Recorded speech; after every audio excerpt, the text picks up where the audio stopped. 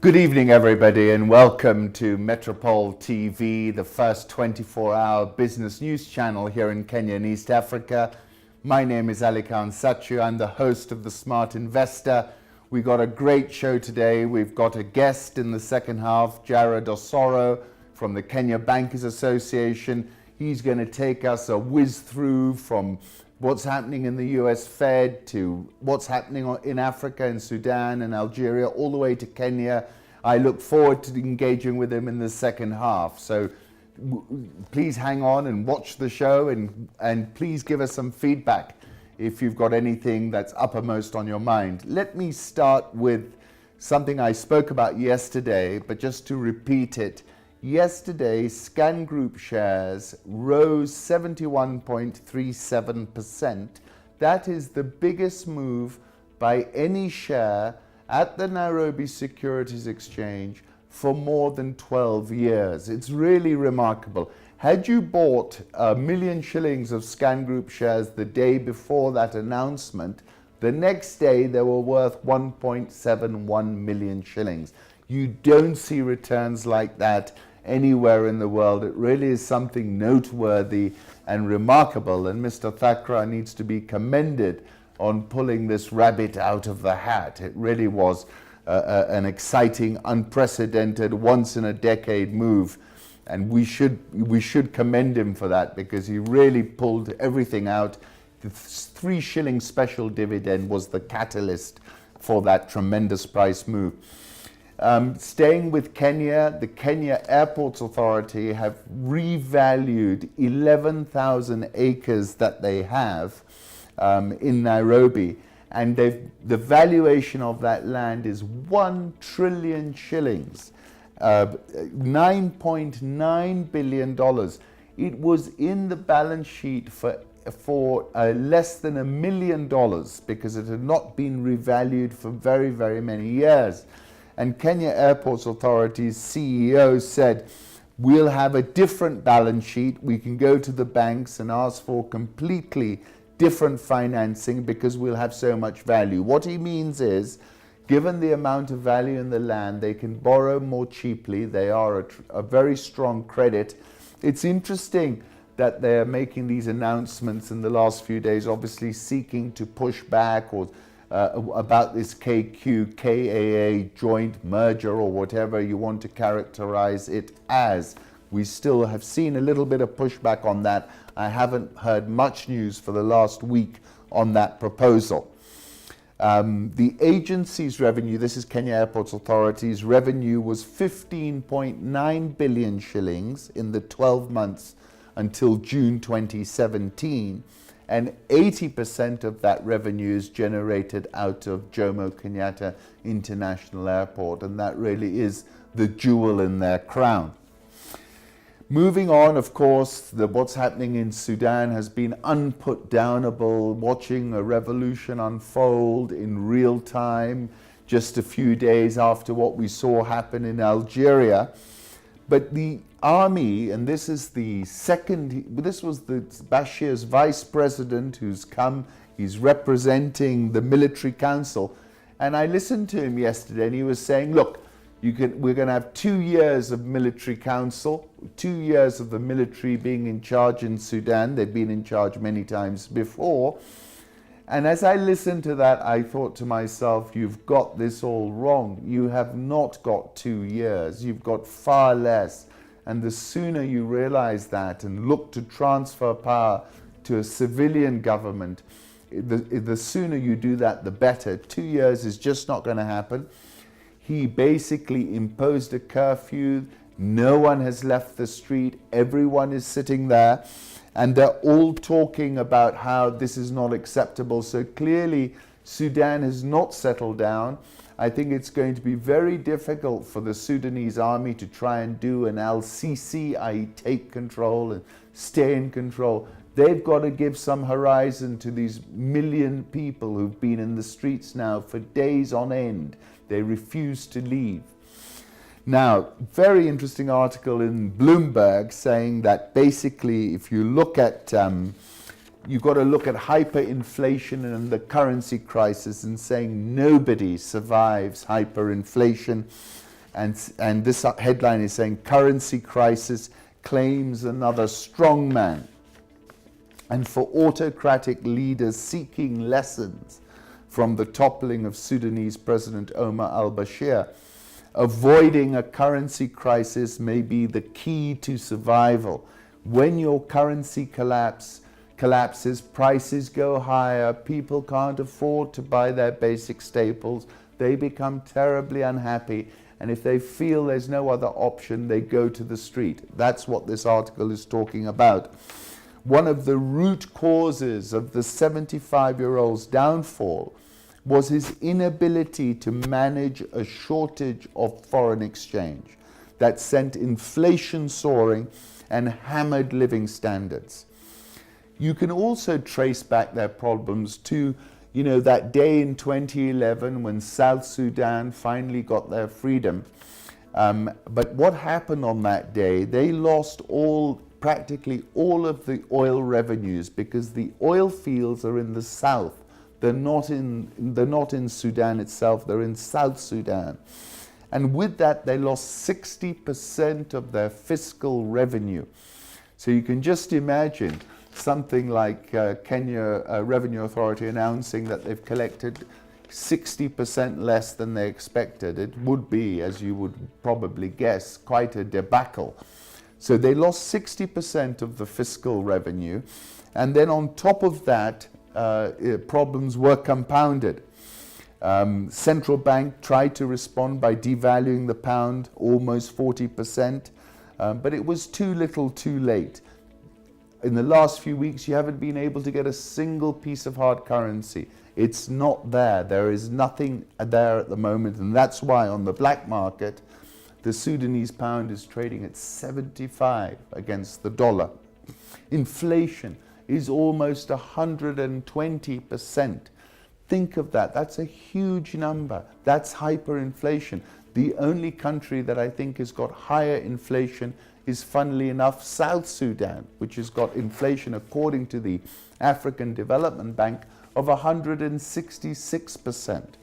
This kind of situation is no good for leadership. It really puts enormous pressure, and they tend not to survive, as you can see what's happened here in Sudan. In Venezuela, inflation is more than 1,000,000%. But Maduro's surviving because of the support of Russia and China, who are kind of trying to poke the US in the eye.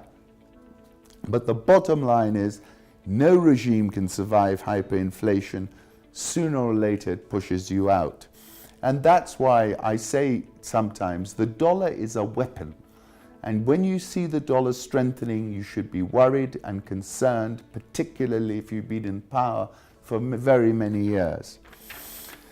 Now, reverting to this previously Vice President of Bashir, who's saying he's going to stay in charge for 2 years, this was a response which was actually a response that practically everybody I was following was saying. They said, that speech we've been waiting for all our lives is being given by Awad Ibnouf, a war criminal and Vice President of war criminal Bashir. We're not going home just yet. So this idea of changing the face but leaving everything else in place is not going to fly. And I think, when I look back at it, what we're watching now is a crisis consisting precisely in the fact that the old is dying. The old order, 30-year-old leaders like Bashir, Bouteflika, the wheelchair-bound, 20 years in power. This is the old leadership. It's dying, and the new cannot be born. But born it will be. Of that we can be sure.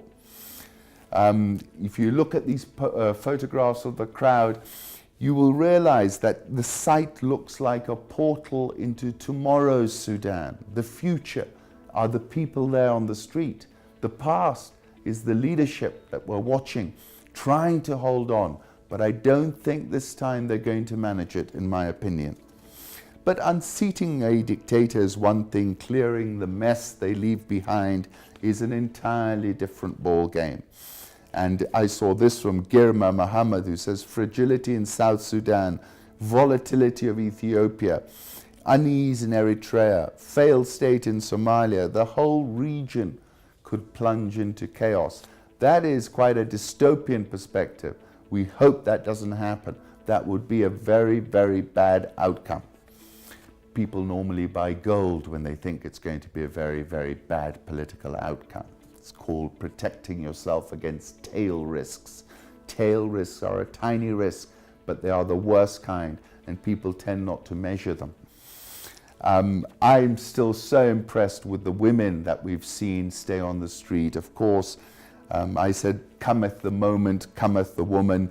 Ala Salah, this 22-year-old lady whose iconic photograph standing and talking to the crowd, and I think the word that she uses is Thawra, which is revolution.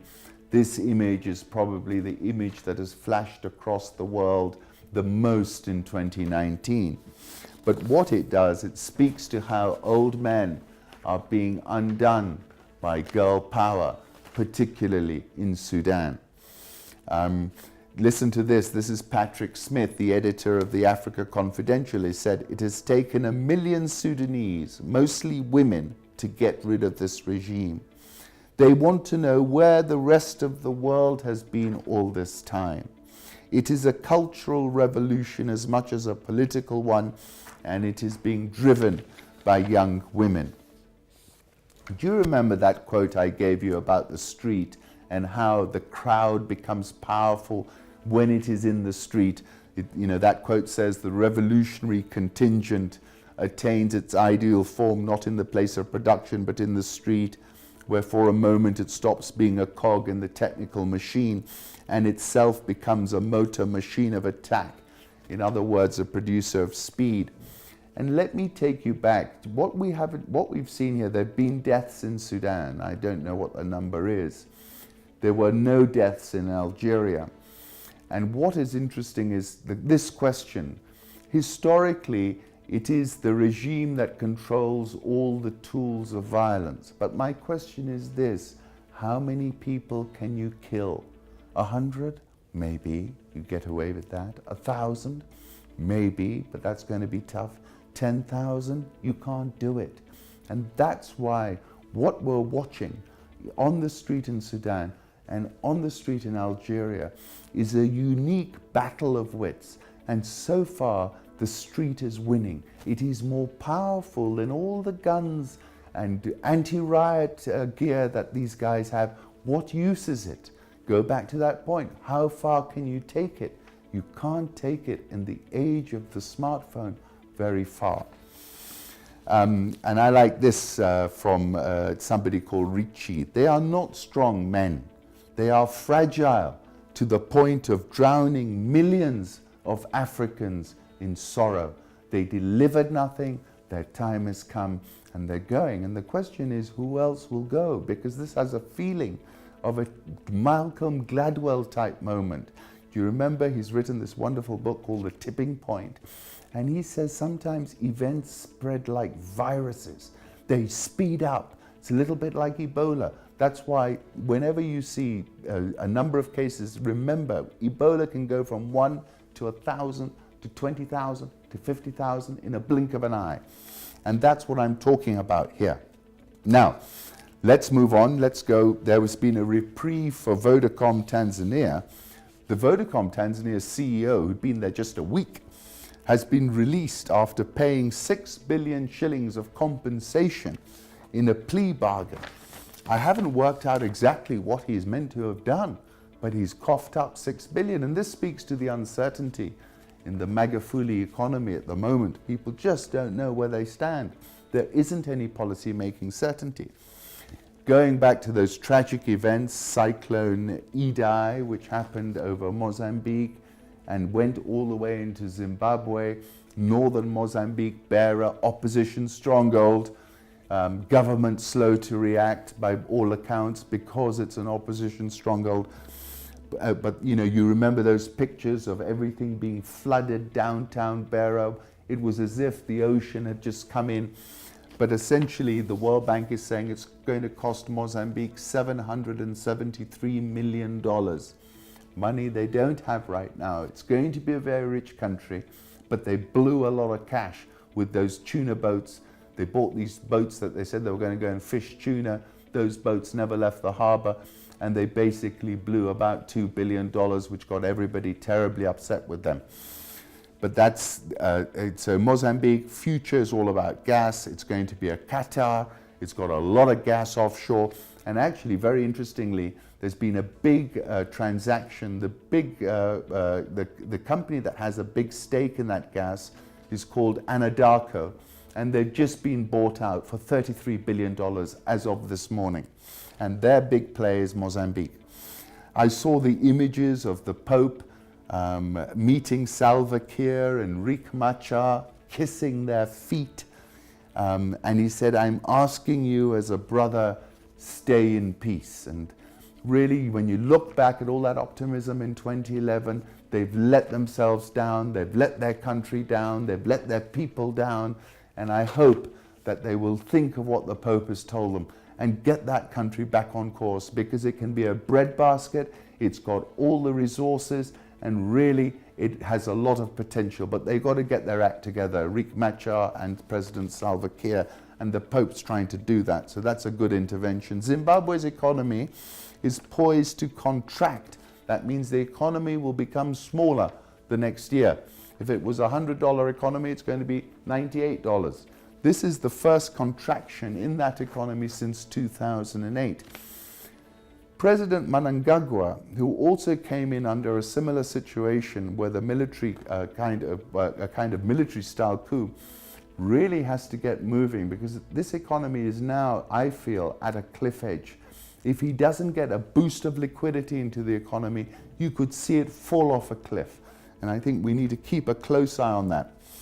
Coming back to the final couple of points, fine wine is considered also an asset, as are fine whiskies, essentially premium, super premium of anything. People have been buying that up, and it's been a tremendous store of value. This is a chart of the price of fine wine. Although it hasn't got back to an all-time high, it really has been a good safe haven for your savings. But you've got to store it in the right temperature and all that kind of thing. But there's a whole economy around doing that. Now, let me finish off before we go to the break with Uber.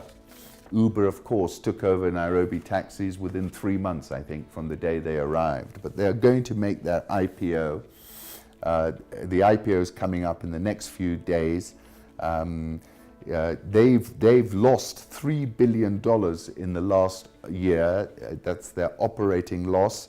But they're hoping investors will look beyond that. The CEO is talking of Uber being a platform. He's a word that appears more than 700 times in the prospectus. He's also talking about Uber Eats. Uber Eats grew 149% year on year. Revenue $1.5 billion. I haven't used them myself in Nairobi. You might have done. He's talking about having 91. They call us, I use them a lot to get around, it's so convenient. They call us MAPCs, monthly active platform consumers. When you take an Uber, you become one of these, MAPCs, a monthly active platform consumer. They say they've got 91 million of us all over the world. That's how big their platform is, to give you a sense of scale. That's how many users are using it at least once a month. It's 10 years old. It has 65% market share, US, Canada, Latin America, Europe, Australia, New Zealand. Valuation is around $100 billion. That's more than our whole GDP in Kenya. We're about 72 or 75. So a lot of people are going to be looking at this. Now, they've lost a lot of money, and in the prospectus, they funnily enough said we might never ever make any money. But they've been quite clever and counterintuitive. I think it's going to be oversubscribed big time. I think that it will turn out to be the 6th biggest IT company, because really it's an IT company. And I think there's a lot of appetite for Uber. So I, for one, am confident that this will be well received. With that, we're going to take a break. This is Metropol TV, The Smart Investor. My name is Ali Khan Sachu. We're coming back with a great guest momentarily, and we're going to look at all those things that I've been talking about and a lot more.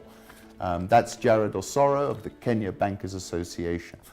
See you after the break. This is Metropol TV, the first 24-hour business news channel here in Kenya and East Africa.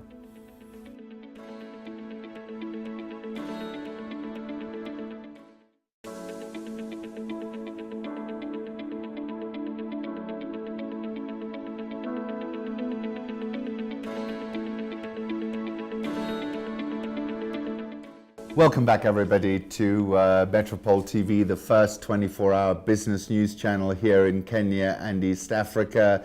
This is The Smart Investor. I'm your host. My name is Ali Khan Sachu, and we've got a fabulous guest here in the studio today, Jared Osoro, who's of the Kenya Bankers Association, Director of Research and Policy. And I was telling Jared before he came in here, I feel as if I'm with you every day because I follow your thoughts and your comments. Jared, thanks for coming through. Thank you very much for hosting me. It's a pleasure. Yeah, great pleasure to be here. Jared, we've had some important economic releases in the last few days. We had the IMF with their World Economic Outlook. We've had the World Bank as well. My initial observations were they were all down, they were tilting growth lower and kind of sending us a little bit of a warning bell. The IMF economists called it a delicate moment, I think. Give us your take of what we learned about the global economy and how you interpret it. Yeah, thank you. I think the global economy has been going through a lot of developments in the recent past.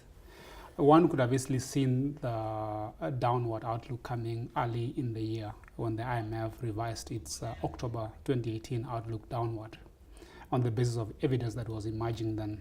Around the same time, in January this year, the World Bank released its global economic prospect that was also looking downward.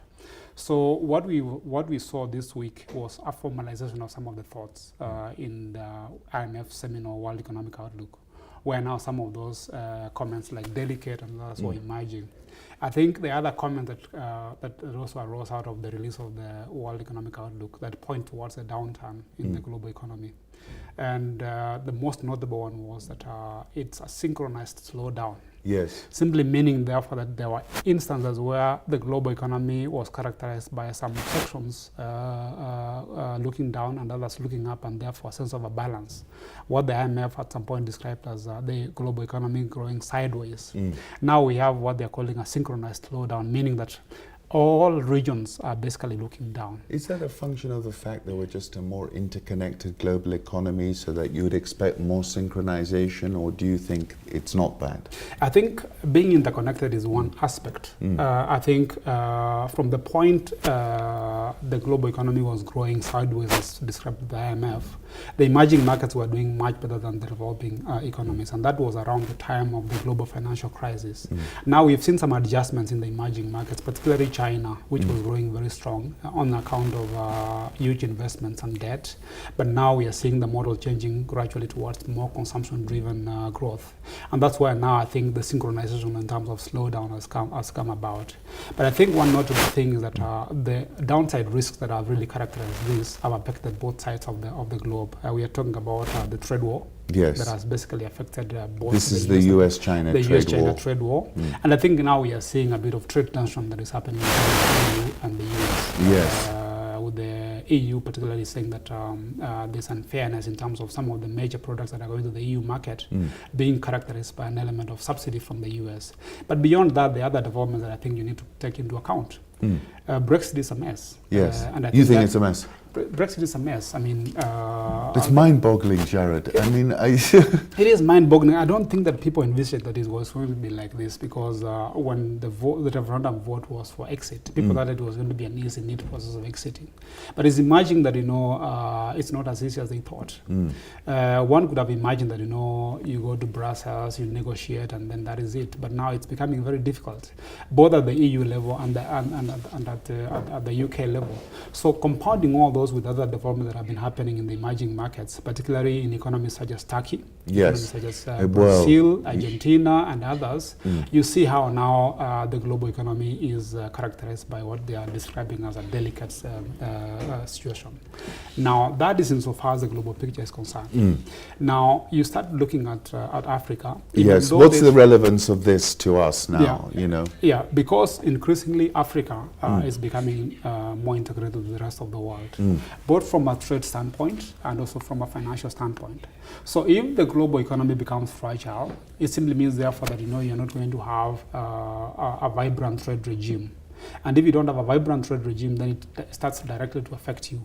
You can also argue that if the global economy becomes fragile, then you're going to see some policy responses that may have an implication on us.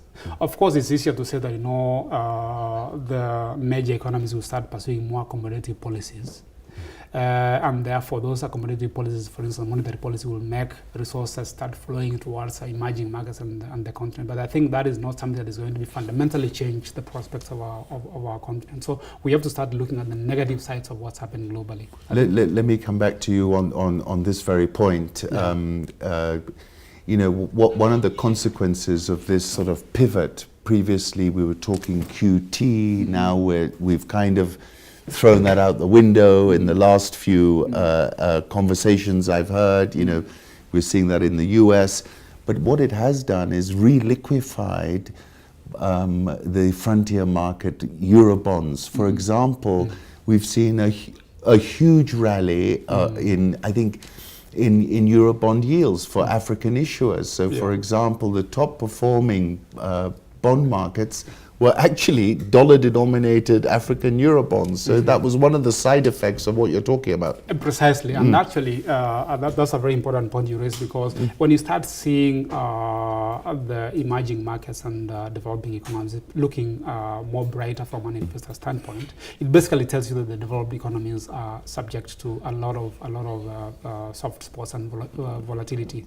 And that's why, when you saw the Bank of England, for instance, revising downward its outlook, when you saw the European Central Bank saying that it's not going to move out of the quantitative easing, when you saw the US saying that they are not going to continue normalizing monetary policy and therefore start moving towards perhaps a more accommodative monetary policy stance, investors started looking towards Africa. Yes. So you may argue that is a good thing, but I think the broader picture is that so long as the global economy is fragile, I think it's not necessarily good for us. Yes. The IMF actually says that 70% of the global economy is looking down. 70%. Yes. What are the bright spots? The bright spots are basically the smaller economies that are not systemically significant from a growth standpoint. Right. So 70% is not the number of countries, yes, but the size, the value of the global economy. Because when I saw, there was a Bloomberg story and, yes, and it replayed this Africa rising. It said that out of the top 10 economies, 6 were African. Ghana, fastest growing in the world this year, according to them. South Sudan, second, because of a low base. Yes. And then they had 6, and they were replaying that story in 2014. The IMF had this conference in Maputo, Africa rising.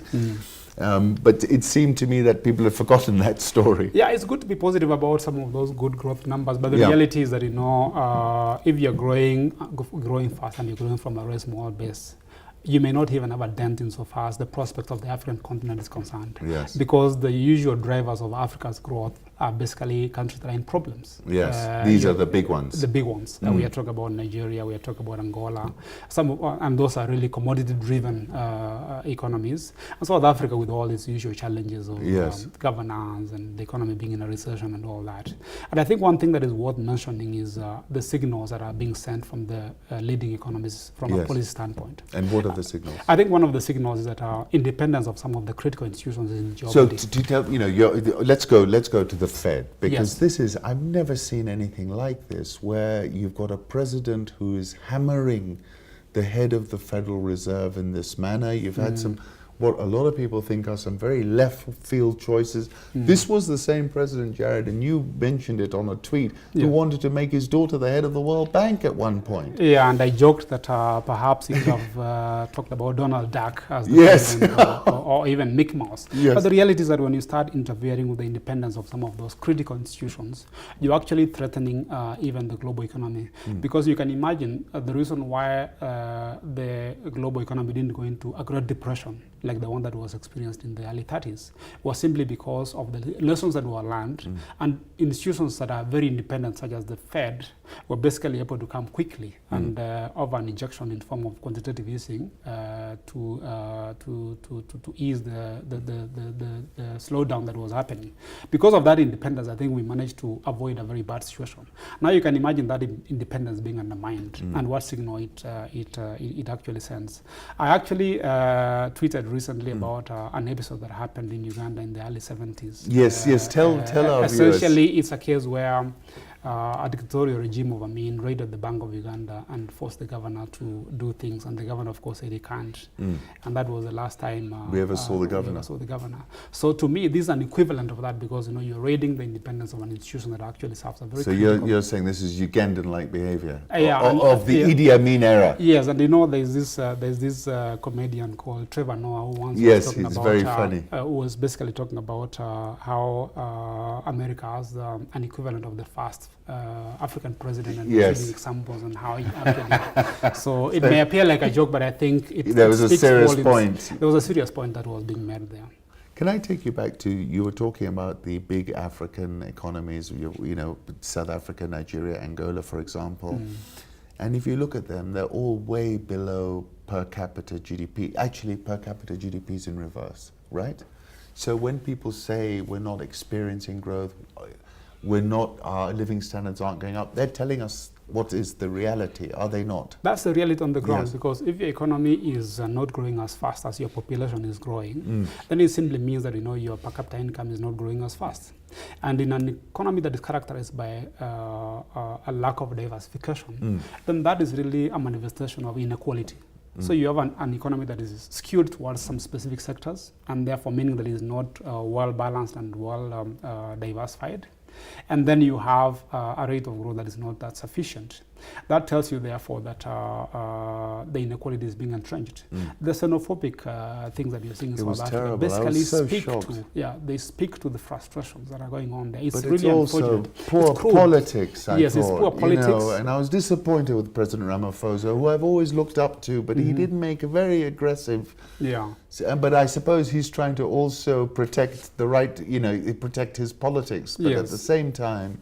It's essentially a very delicate balancing act, but I think when it comes to cases where human lives are at stake, political balancing really should not be the way to. And if we want to be Pan-African, we want to build a one continent economy, and we want all this free trade business, we better start respecting each other. Precisely, and that's why perhaps now the issue of Africa Rising narrative needs to be relooked, because it was a mantra. That's right. That's precisely. Can I now bring you to Kenya? I mean, we saw the World Bank put out this report. I saw you speak. You gave a very interesting technical point you made. You said, look, normally, if an economy is growing, each plus 1% in GDP equals 1% lower in NPLs. Was that correct? That's correct. If you look at all the numbers coming out, that's not happening. We're seeing NPLs climb higher, but yet we got the president telling us GDP is at 6.3%. We got the World Bank saying it's 5.7. What's gone wrong? What is the conundrum here? The conundrum simply is that we need to look at where the growth is coming from. And to my mind, that growth is not coming from a thriving private sector. Where's it coming from? It's basically coming from public sector consumption, investments, which investments are not actually trickling to the households. I'll make an argument that, whenever you have an expansionary fiscal policy, many mature economies consider that as a stimulus. Yes. We have an expansionary fiscal policy, and yet we have challenges in consumption at household level. That's the conundrum already in play. We have an economy that is indicated to be growing at 5.8, 5.9, and 6.3, depending on whom you talk to. But the reality is that, that is not an economy that is generating sufficient jobs. Otherwise, we'll be having no problem in consumption. But that is one side of the story. Okay. You must have seen the FinAccess survey recently. Yes, this financial inclusion, a positive story. Very positive story, but there was an undertone that, households are now depending on the open a shop for purposes of consumption, and they're Yes, becoming easily indebted. So that tells you that there's a problem insofar as household demand is concerned. And the numbers from inflation actually bear that out, because if you talk about inflation moving up and down, it's basically because of food and fuel. Yes. The core inflation, which is non-food, non-fuel, is basically muted, simply telling you, therefore, that demand is completely subdued. But that's at the household level. Look at the enterprise level. Yes. When you're seeing a situation where KRA is not meeting his revenue targets, it simply means that the enterprise is not doing well. Yes. And you cannot have an economy that is assumed to be firing in all cylinders, and yet you have NPLs increasing at the rate at which they're increasing. I give two arguments. There are those who argue that, if the NPLs are increasing, then it simply means that the economy is doing well, and therefore the lenders are basically lessening their taking more risk. Taking more risk. But that cannot be, it can only be for a short period. But you've been seeing our NPLs building over time, from around 4.5% 6 years ago to around over 12% right now. That increase simply tells you that there are some challenges within the private sector itself. So the conundrum here is a situation where there are those who argue that the economy is actually almost growing at capacity, meaning that its potential and the rate of growth is basically converging. But you can't be growing at capacity while you have all those other challenges that we're talking about. And there's a limit beyond which you can drive your economy on the basis of the fiscal side alone, because now that has its own challenges. It ties you in a vicious cycle, where if enterprise is not working and you're not collecting taxes, then funding your expenditure programs will necessitate that you continue borrowing, and therefore entrench the crowding out effect. So that's really the conundrum that I see insofar as the local market is concerned. The other is insofar as growth that happens on the back of limited private sector credit. And we are seeing private sector credit basically stagnating substantially below what you can consider sufficient level that can drive growth. We are talking about anything below 4%. That's not sufficient. So then you start to ask yourself, where is this growth coming from? Recall that even the monetary policy is right now constrained. Yes, and it's muddled, right? Yeah. I mean, you can cut rates; it's not feeding through. It's not feeding through, and I think the Monetary Policy Committee, and rightly so, observe that sometimes pursuing an accommodative monetary policy is likely to have some perverse outcomes. Yes, meaning that it can make the credit conditions even much more tighter, and that has its own implications. So essentially, for those who like using a motor vehicle analogy when it comes to monetary policy. It's like the monetary policy now has a brake to anchor inflation, but it doesn't have an engine or an accelerator to push the economy going upward. So we find ourselves in a situation where those rosy growth numbers don't mean much to a household. And as we were talking before we came on here, you talked about the inability to eat GDP. Yes. GDP can only be eaten if the household and the enterprise is basically thriving and feeling it as the growth numbers emerge. So I got two questions to come back at you. Obviously, we've made a lot of investments in infrastructure. Obviously, the SGR is a big one. Are these investments going to pay off, in your opinion? Are we going to get an adequate return on our investment? Because it seems to me at the moment, we're looking at our economy, we're not seeing an effective trickle down from these big infrastructure investments, which is partly the problem. Is it? Yeah, I think there are two ways of looking at the investment in infrastructure. Investment in infrastructure is a prerequisite for an economy that is trying to enhance its capacity and enhance its productivity. Especially if you want to modernize your economy, look at trade and all that. That's a given. But it's important for you to see how you fund those investments and whether they meet the threshold of economic viability. If you go the Nike way of just doing it because you know the Nike slogan of just do it, simply means that you have a project that you want to do. Without even looking at the economic numbers, you just go for it. That way, it will take a longer time for you to realize the benefits of such investments. And especially when you fund those investments using a type of funding that is heavily commercial. Yes. And perhaps shorter term. Yes. Because then that now compounds your debt situation. Do you feel comfortable with the way we've sequenced and the way we've borrowed? Because I see Ethiopia, who's already gone to renegotiate the loan for the Djibouti Addis Railway. He said we can't possibly play it back in the short space that we originally negotiated. Now they're paying it over 30 years. What is your prescription then from the problem you're describing? Essentially, I mean, if your funding profile for longer term investment is debt that is not that long term, I think it's worth pursuing an option of refinancing some of these debts or renegotiating the tenor of such kind of debts. Because the more you fund a project whose economic viability can only be achieved if the funding is sufficiently long term, then it means that from the word go, the economic viability of those projects is compromised. And therefore, really looking at a refinancing or a negotiated tenor to enhance the profile is something that is worth considering. And that's not the only panacea here. You also have to start looking at the rate at which you're going to the market to borrow. Yes. Because if you realize that you're going into a situation where you're going to start be debt distressed, not from a quantum standpoint, Yes. but from a structure standpoint, I think you start going easy insofar as your debt is concerned. And I think the issue here is that when you're funding your investment in infrastructure using external debt substantially, the assumption is that you are creating capacity for the economy to export. If you're not exporting, then you start putting pressure on your foreign currency, because somehow you have to earn resources But if you look at the structure of our economy, we're a net importing economy, aren't yes. we? I think $1 out, we're importing $3.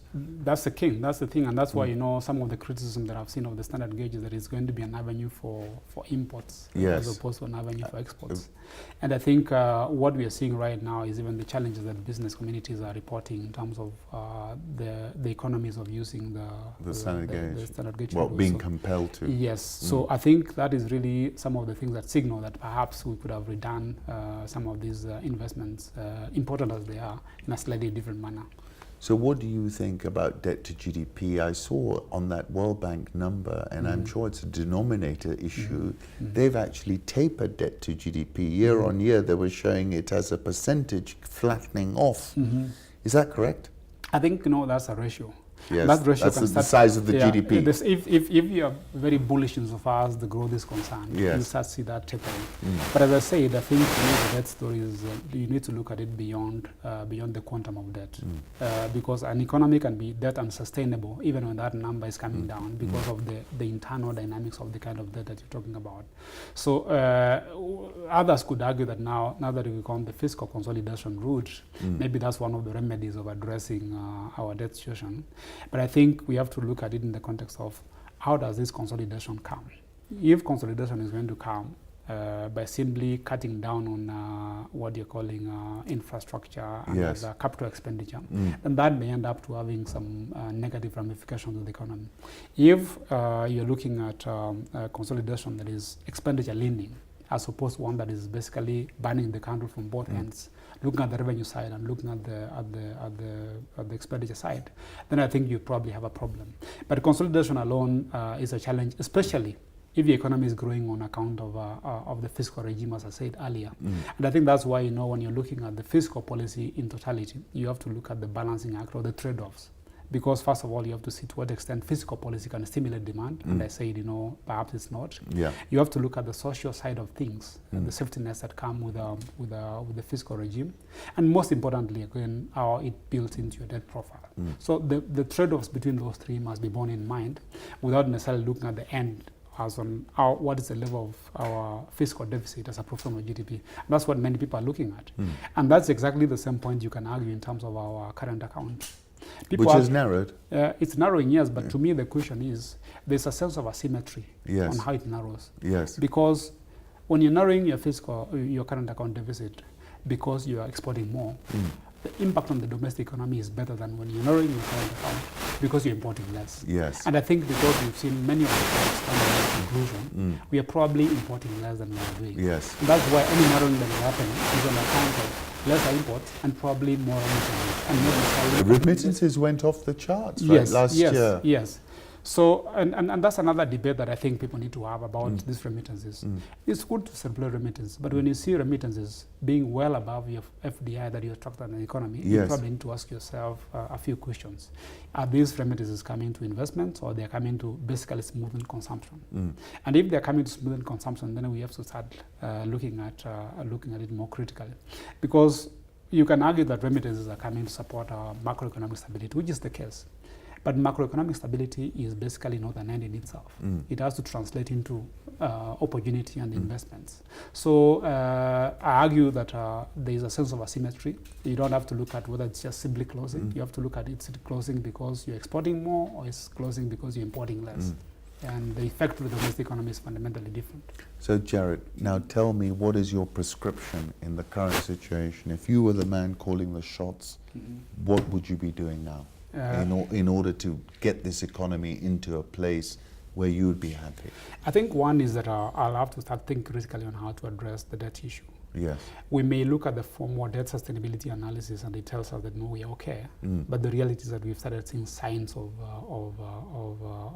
distress. What are the signs? Some of them is that if you have to retire debt by rolling it over or by going for another debt, that tells you that perhaps things are not working. You may also start looking at other matrices like what proportion of your tax revenue you are spending on debt servicing. What proportion of your export earnings are you spend on your debt servicing? You don't have to default for you to realize that you have a problem. Yes. It's at what cost are you meeting your debt obligations? Yes. And you're starting to see signs of distress coming in. So it may not necessarily be a formal, what you can call a formal unsustainable, but I think there are signs of the costs of servicing those debts coming through. So I'll sort out the debt issue. Then the other issue is to start unlocking some of these policy challenges that we have. Which are? And it's not basically a case of where I sit. I think we've seen that the controls on the interest rates are not working for the economy. Yes. Those who are imagining that it's working for the economy are basically in denial. Yeah. Credit is not flowing. No. The households are not benefiting out of it, even if they say that they're in support of it. And I think now we have to spend more time on behavioral economics than economics. Because it seems it's like populism, isn't it? Somehow other people don't realize it's not working for them, but they seem to be accepting it from the politicians. Yes. So I think that is an issue that needs to be addressed. And again, that's behavioral economics. That's behavioral economics now, where something that does not benefit you is very popular to you. Yes. And I think, again, starting to see how you can unlock potential for small and medium enterprises, because those are the ones that actually address some of the issues such as employment and really the tax, because the SMEs are basically a bedrock in terms of employment, tax collection, and all these other positive economic things. Right now, many of them are operating at huge challenges. Yes. So you have to start unlocking those. And beyond that, I think we have to start seeing on how we can address some of these social issues. Which are? Education and health. Yes. Yeah, I mean, it's good that, universal health is one of the big four, but I think we have to start looking at how appropriately do we finance it. Yes. Do we have the balance sheet to do the big four? I think the balance sheet has to be seen in the context of who is going to do the funding. If you're looking at that being a state thing, the balance sheet is not there. Yeah. But if you're looking at a combination between the state and the private sector, then perhaps we can start talking. But for you to have the private sector have an incentive of participating in some of these things, the policy environment has to be sufficiently adequate. And I can tell you that, for instance, manufacturing, the problem with manufacturing may not necessarily be funding. There are a number of other underlying challenges that perhaps need to be addressed. Why are we losing our ground insofar as our regional market is concerned? And tell me that, because I saw some very interesting statistics. Our exports to the region have been flat now for about 4 or 5 years. Yes. I saw a number which said China's exports to the same up 70% over the same period. Yeah, essentially it tells you that what we are losing in the regional market is being filled by China, and it simply tells that we are not competitive. So we have to start addressing what's called the total factor productivity. Yes. To what's the manufacturing. That? Total factor productivity simply means that how much of resources, labor, capital, and all that are you deploying for a unit of production. If you're losing competitiveness, it simply means you're deploying more factors for a unit of production. Yes. And that is where is that what we're doing? That's basically what's happening. And it's not just simply happening in manufacturing, it's happening even in agriculture. I saw that. They were saying that the productivity has gone down there. It's gone down by 10% and it's stuck there. And therefore it simply means that, if you have to use manufacturing as a springboard to industrialization, because we are basically an agricultural economy.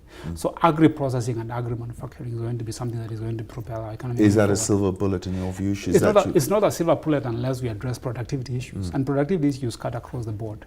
So before we even talk about funding, critical as it is, we have to address some of these things, because you can throw money into projects, and if those projects are not able to compete in the national market, then I think we are not going to operate at a level that we can consider to be optimal in an economic sense. Last question before our time runs out. Shilling. Yes. What's your perspective on the shilling? Okay, I look at the shilling broadly, because I don't want to go into the game of saying whether it's valid or not. Yes. From an economic standpoint, we have an open capital account. Yes, which is a good thing. Which is a good thing. Yes. It's a plus, because Yes. when you look at, and I know you look at the capital markets, Yes. whenever you have an open capital account, it simply means that you get a good rating by investors. So we have an open capital account. We have institutions that are fairly independent, and I think the central bank is fairly independent insofar as its conduct of policy is concerned. And the independence here, I mean instrument independence. It doesn't have its own goal. The goal is given, but it's given an opportunity to deploy its instruments. The challenge I see is where you have a situation where you have the interest rate control, meaning the money market is controlled, and then you expect that the foreign exchange market is going to operate efficiently. So what we have is a situation where you have a stable interest rate regime because of the controls, and a stable exchange rate on the back of an open capital account. Now, the exchange rate market, exchange rate by definition is a relative price. It's a price that needs to adjust. When you see it being sticky for some time, A long time. if there is any shock, then it simply means that the pressure cooker will start showing from the exchange rate side. Yes. We may not necessarily be there, especially on the back of a closing capital account. But the reality is that we need to be very careful insofar as how we attain that stability is concerned. Because if stability is attained by virtue of being in the market, by virtue of intervening, and intervening does not necessarily mean selling or buying. Intervening can also be, the Mario Draghi of saying that we'll do everything. Yes, yes. That's an intervention in itself. Verbal intervention. Verbal intervention. So that alone can cause a sense of stability, but it may reach a point where, something may give. We may not be there now because I think many things are working for us, but I think you have to be aware of the fact that those dynamics have to be in play. And I think when you start working on the money market side by removing, for instance, the exchange rate controls, then you give the central bank an additional lever, in the sense that if they see there's volatility that's going to come to the market, all they need to do is to adjust the interest rates upwards. Yes. And using what they call the uncovered interest rate parity, resources can come in and then they support the currency. Right now, they don't have that lever. It simply means that the lever they have is either verbal, market intervention. So that's really how I see the dynamics around the foreign exchange market. It has to be seen from a broader policy context. The other thing is, of course, the argument that maybe our currency is overvalued. This is and the debate between the central bank and the IMF called it managed. To me, yes, and to me, I think it's a case of what I call workers fighting over tools, because the fight was about which model is better than the other. The reality is, so long as you look at it from that, what I call the impossible trinity, where you cannot have a stable exchange rate and an open capital account, without necessarily having an independent model. You can have two of those, but not the three of them. So now we have a controlled interest rate, meaning therefore that even the independent conduct of monetary policy is impaired. And that's the case that the central bank has been trying to make. Then that is the context in which you have to start looking at how the foreign exchange dynamics will evolve going forward. Jared Osoro, yes. Kenya Bankers Association, Director of Research and Policy. What a tour de force you are. Thank you very much. You have your chair there anytime you care to come and tell us what's going on. Great pleasure. It's been a great pleasure having you on our show. Thank you so much. Thank you very much. This was Metropol TV. This was The Smart Investor. My name is Ali Khan Sachi. Thank you for watching on a Friday night. We thoroughly appreciate it. And thank you to Jared for being such an extraordinary guest, taking us from the Fed to Sudan, to South Africa, to Kenya, and even giving us some policy prescriptions to fix what it might be wrong. Thank you once again. Wishing you a great weekend. This is Metropol TV.